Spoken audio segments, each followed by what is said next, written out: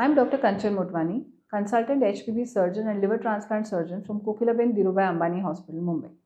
I am here to tell you today about what are gallstones. Gallstones मतलब पित्त की थैली की पथरी.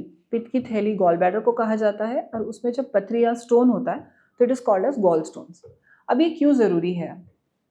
जब गॉल ब्लैडर में स्टोन्स हो जाते हैं तो उससे कुछ सिम्टम्स हो सकते हैं, जैसे कि जॉन्डिस, पेट में दर्द होना, फीवर आना.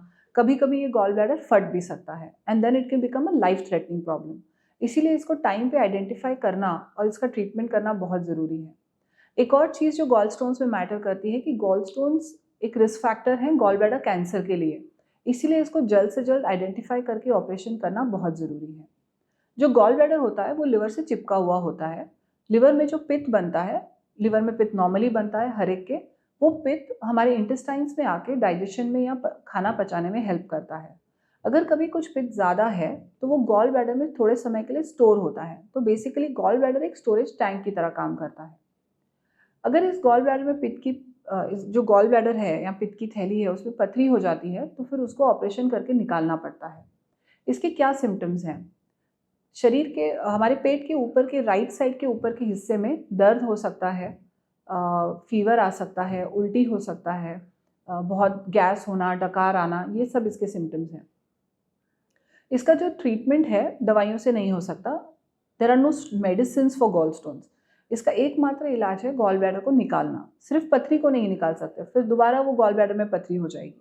इसलिए इसका एक ऑपरेशन करके गॉल ब्लैडर को निकाला जाता है. इस ऑपरेशन को मिनिमली इन्वेजिव सर्जरी, जिसे छोटा की होल सर्जरी भी कहा जाता है, ये दो तरीकों से होता है, लैप्रोस्कोपी से और रोबोटिक से. रोबोटिक से फ़र्क ये है कि जब उसका एक्यूरेसी बहुत अच्छा होता है और लैप्रोस्कोपी से भी ये सर्जरी बहुत कॉमनली होती है.